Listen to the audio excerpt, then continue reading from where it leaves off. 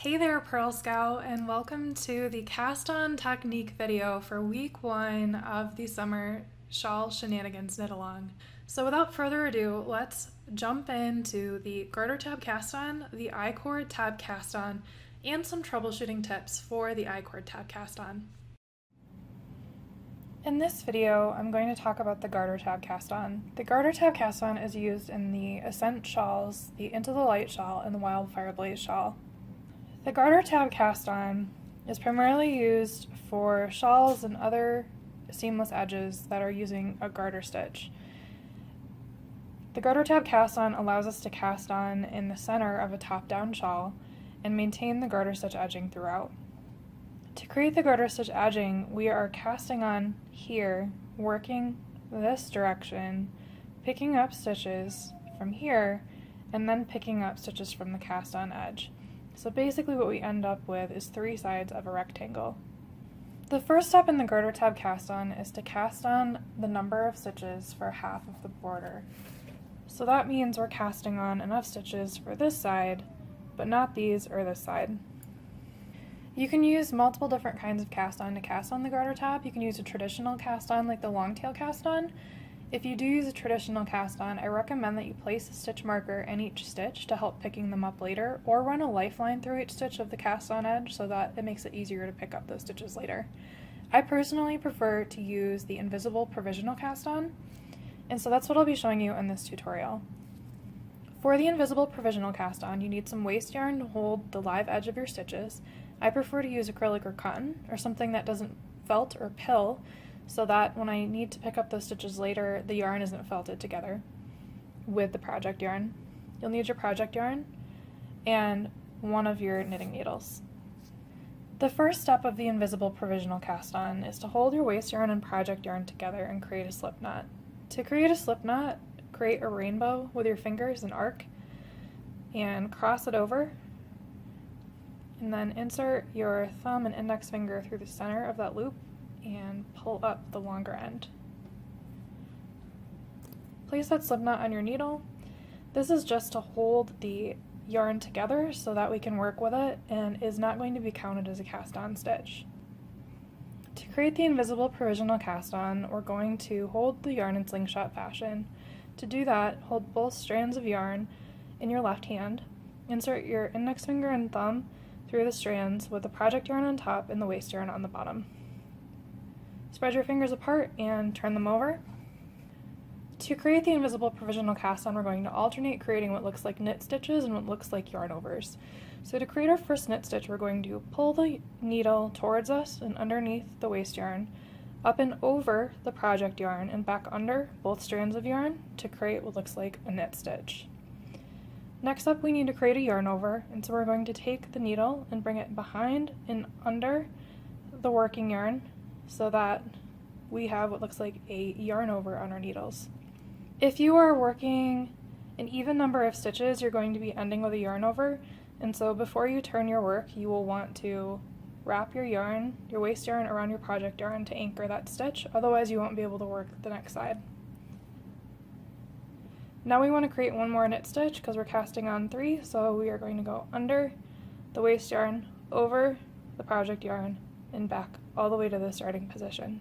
Now begins step 2 of the garter stitch, which is knitting double the number of rows as the number of stitches that we need to pick up. So if I need to pick up 3 stitches, I'm going to knit 6 rows.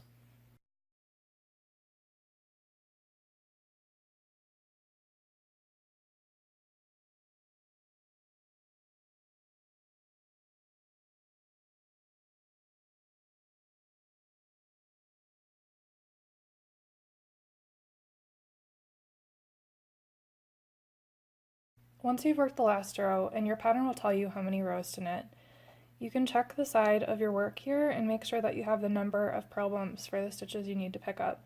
If you worked a traditional long tail cast on, this will be regular yarn, and so you'll have 3 purl bumps to pick up, but because I used an invisible provisional cast on, I'm actually going to turn my work and knit 1 more row, just so that I have 3 actual purl bumps to pick up on the other side. Knitting 1 extra row is not going to hurt anything. So now you can see I've got 3 different purl bumps on this side. and I need to pick up 3 stitches. So to pick up those 3 stitches, I'm going to pick up into the purl bump and knit a stitch. And this is going to be the stitches for the shawl body. Your pattern may instruct you to do a yarn over instead of some of the stitches to be picked up to help maintain the lacy edge. And so if that's the case, you can still follow these steps. You just won't be picking up in every purl bump, you might be picking up in every other.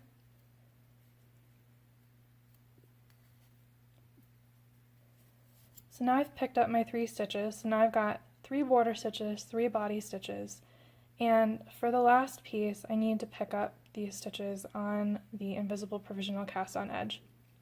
So to do that, I'm going to start with this end here, and if you didn't work the extra row, the slip knot will be on this side. And I always start with the end opposite of where this needle is because I ultimately want to be able to knit off from that needle. So I'm going to pick up these stitches. So I've got 1 here, 2 here, and 3 here. And I can pull out the slip knot and pull out that waste yarn.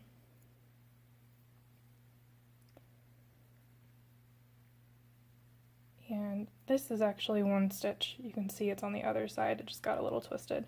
So now I'm going to knit those stitches off from the invisible provisional cast on edge. So here's 1, 2,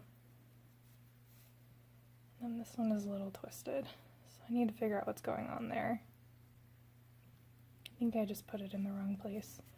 So there is 3, and so that's it. That is your garter tab cast on. So you've got what looks like a circle forming, but that will straighten out as your shawl is knit and you get more body stitches so that that's able to spread out. So that's how you do the garter tab cast on. The Icord tab cast on is very similar to the garter tab cast on and applies the same concept. So basically we're going to be casting on half of our border stitches, knitting or picking up enough stitches to be able to pick up stitches for our shawl body, and then picking up the cast on edge stitches so that we have the other half of the border. Just like with the garter tab cast on, you can use a traditional cast on like the long tail cast on, or you can use a provisional cast on. My personal favorite is the invisible provisional cast on, so that's what I'll be using in this video. So to do the invisible provisional cast on, I already showed you it once, but I'll go ahead and go through it again.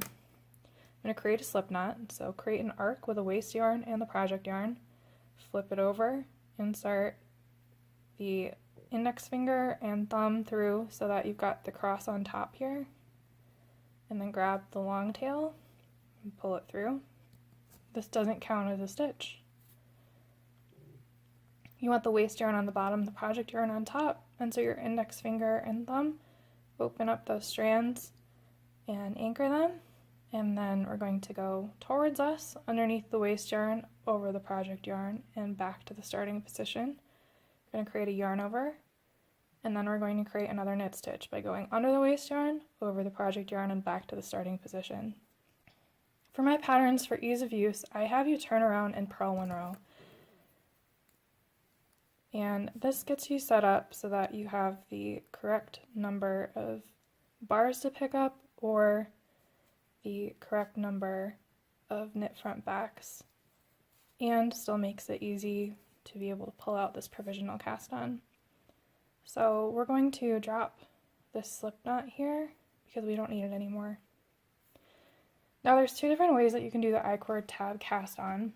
I'm going to show you the one that I have in the pattern first, and then I'll show you an alternate way, which can be an easier way if you are having trouble with loose stitches. So to do the Icord tab cast on, we're going to start knitting across and then doing an increase on the end. So knit 2, knit front back.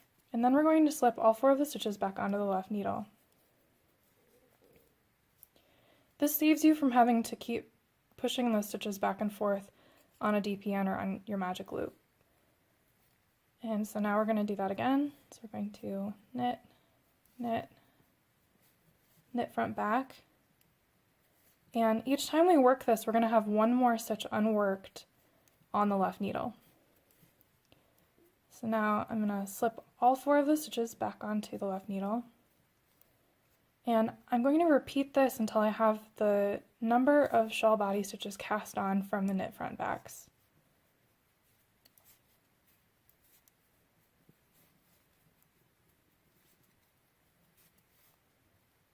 So now you can see I have 2 unworked. The next time I work it, I'll have 3 unworked, and so on and so forth.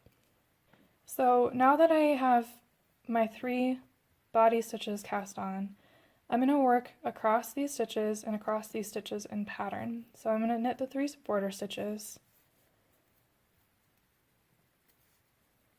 and then I'm going to work the body stitches in pattern. And you may have 3, you may have 40 something. I'm just going to purl these so that we can tell the difference.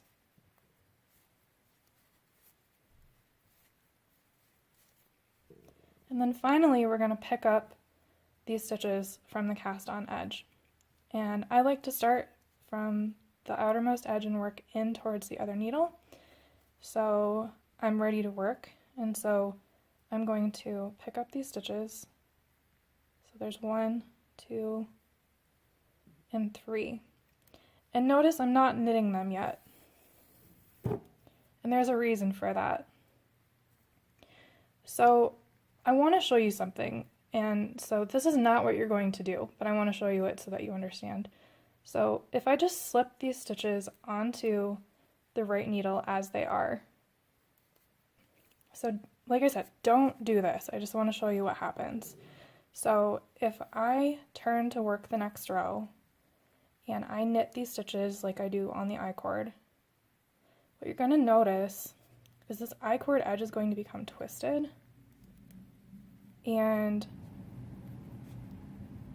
it's not going to look very nice.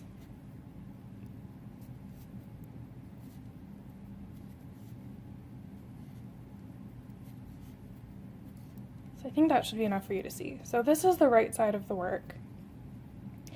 And what happened is I now have a twist in my I-cord where because the I-cord is supposed to run this way, right? But when we pick up the stitches, the knit side is facing, but when we start the next row, we need to be knitting the right side for the I-cord for the I-cord edge. And so we have to twist those stitches somehow. And so there are 2 ways to do that. All right, now I'm back to where I was when I picked up those stitches from the provisional cast on. The first step that we want to do is we want to have our yarn in the front of the work, because when we knit the next row, we're going to start with a knit, and if we have this in the back, it's going to look really funky. So make sure you have your working yarn in the front of the work before you slip these stitches. Now there's 2 ways you can do this. What most people call the easy way is just reversing the needle. So basically, you want the purl side of these stitches facing instead of the knit side, and you want these stitches to reverse orientation. So this one's going to be first and this one's going to be last. And so you just twist it like this, and then you can slip those stitches onto the left needle.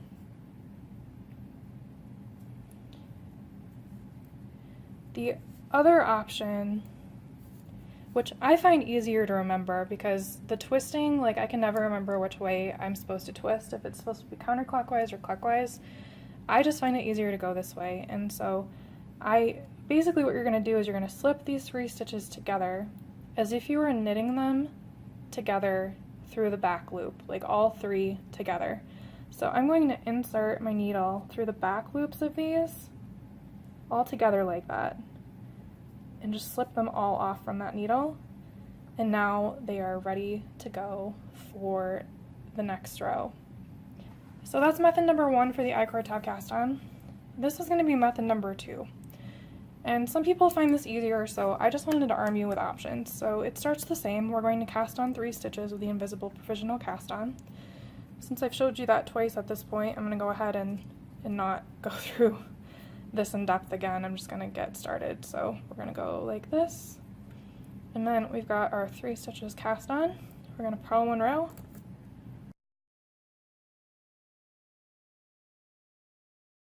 And now all you're going to do is you're going to knit rows of I-cord until you have the number of stitches that you want to pick up.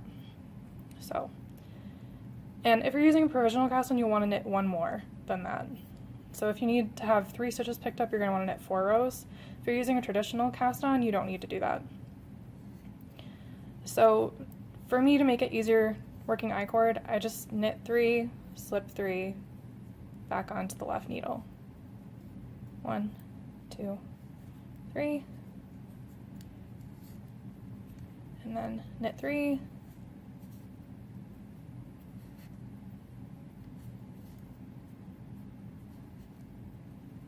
and then slip 3,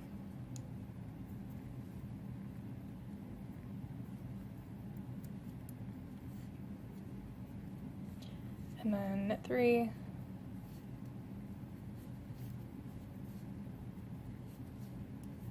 and slip 3, and knit 3. So that should be 4. And now I'm in the position where I can start picking up stitches. So picking up stitches from the I-cord, some people just pick up like this with the arrows, if you will. Pick up stitches this way.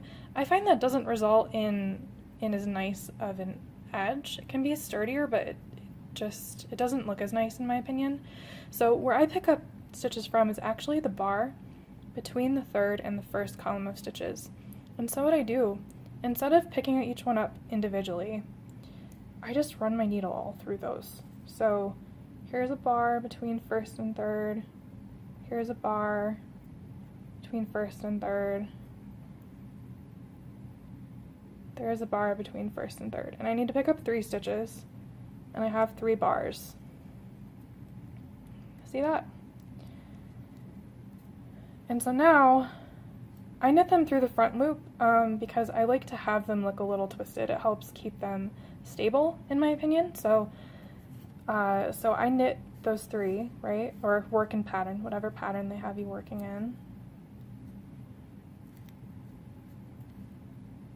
2, 3. And then we can pick out the cast on edge. So we're going to grab those stitches,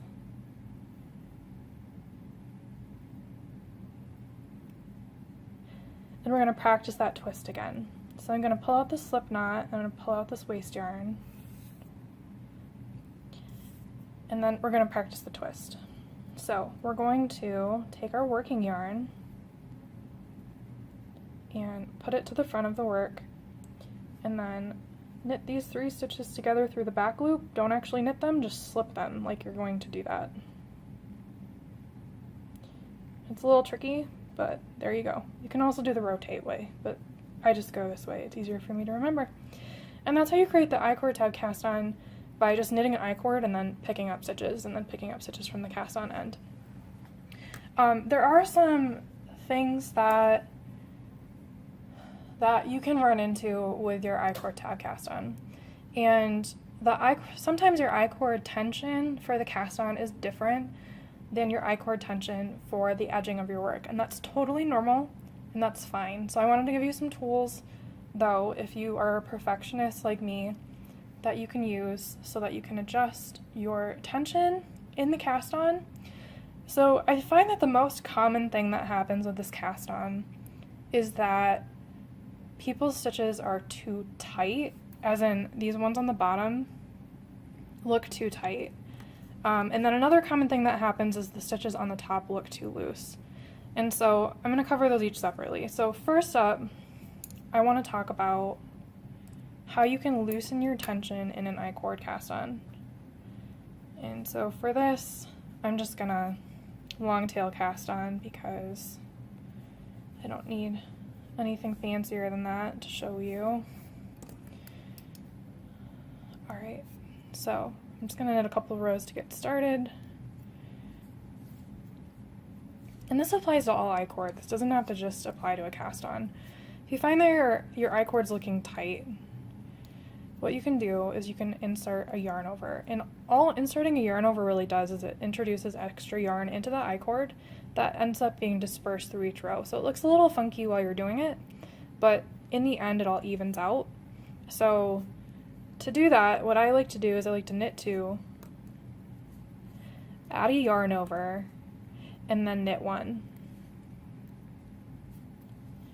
And so now this row has a yarn over's worth of extra yarn. And if you find that you need more than that, you can wrap the yarn over twice or 3 times or whatever you need to do. Just kind of, you can play with it so that it looks the same as your regular I-cord edging. And then when you get to that yarn over in the next row, you're going to drop it. You're going to create a new yarn over.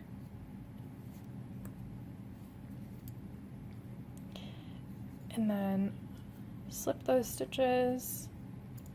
Then we'll do it again. So we're going to do knit 2, drop that yarn over, make a new yarn over, knit 1.